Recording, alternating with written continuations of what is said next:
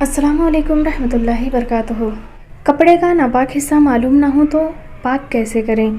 औज़ुबिल्लाहि मिनश्शैतानिर्रजीम, बिस्मिल्लाहिर्रहमानिर्रहीम। इंशाअल्लाह अज़्ज़ व जल्ल आज हम आपकी खिदमत में बयान करेंगे कि कपड़े का नापाक हिस्सा मालूम ना हो तो उसे पाक कैसे करें। इसका जवाब आपके पेशे खिदमत है, बगौर समात फरमाएँ। सबसे पहले ये बात ज़हन नशी कर लें कि देखिए, अगर पाक कपड़े का कोई हिस्सा या कमीज़ या शलवार यानी जुब्बा शरीह वगैरह का कोई हिस्सा, मसलन आस्तीन वगैरह का कोई जुज़ नापाक हो जाए और ये मालूम ना हो कि कौन सा हिस्सा नापाक है, तो इस सूरत में अहकाम की 3 सूरतें हैं। पहला, कपड़े के नापाक हिस्से के बारे में इल्म ना हो तो पूरे कपड़े को और आस्तीन के मसले में पूरी आस्तीन को धोकर पाक कर लेना बेहतर है। दूसरा, कपड़े के नापाक हिस्से के बारे में गौर व फिक्र किया जाए कि कौन सा हिस्सा नापाक है। फिर जिस हिस्से के बारे में गुमान हो कि ये नापाक है तो सिर्फ वही हिस्सा धोने से कपड़ा पाक हो जाएगा। सोचो विचार से कपड़ा पाक करने के बाद अगर मालूम हो कि कपड़े का कोई दूसरा हिस्सा नापाक था, तो अगर उस कपड़े में नमाज अदा की थी तो वो नमाज हो जाएगी, उसका आयादा भी लाजिम नहीं होगा। तीसरा, कपड़े का नापाक हिस्सा मालूम ना होने की सूरत में बग़ैर गौर व फिक्र किए किसी एक हिस्से को पाक करने से भी कपड़ा पाक हो जाएगा। और इस सूरत में अगर बाद में मालूम हुआ कि कपड़े का दूसरा हिस्सा नापाक था, तो उन कपड़ों में जो नमाज़ें अदा की हैं उनको दोबारा पढ़ना लाजिम है, बशर्ते कि निजासत कद्र माने हो।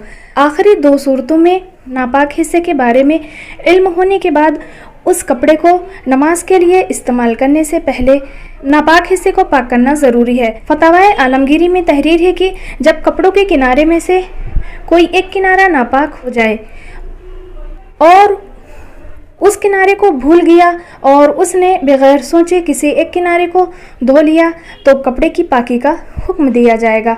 यही दुर्रे मुख्तार में तहरीर है कि अगर उसने उन कपड़ों के साथ नमाज़ें अदा की और फिर ज़ाहिर हुआ कि दूसरा किनारा नापाक था, तो उन नमाज़ों का दोहराना वाजिब है जो उन कपड़ों में अदा की हैं, और एहतियात इसमें है कि पूरे कपड़े को धो लें। मुसन्निफ़ बहारी शरीयत तहरीर फरमाते हैं कि कपड़े का कोई हिस्सा नापाक हो गया और ये याद नहीं कि वो कौन सी जगह है, तो बेहतर यही है कि पूरा धो लें।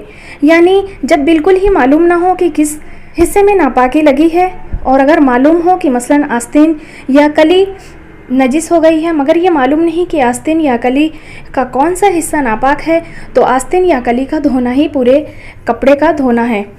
और अगर अंदाजे से सोचकर उसका कोई हिस्सा धो ले जब भी पाक हो जाएगा, और जो बिला सोचे हुए कोई टुकड़ा धो लिया जब भी पाक है।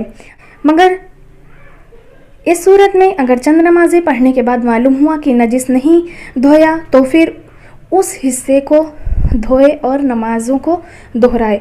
और सोचकर धो लिया था और बात को गलती मालूम हुई तो अब धो ले, और उस कपड़े में पढ़ी गई नमाजों को दोबारा पढ़ने की हाजत नहीं। उम्मीद है कि आप लोगों को मेरी बात ज़रूर समझ में आ गई होगी। फ़क़त वल्लाहु अलम बिस्सवाब। अस्सलामु अलैकुम रहमतुल्लाहि ताला व बरकातुहू।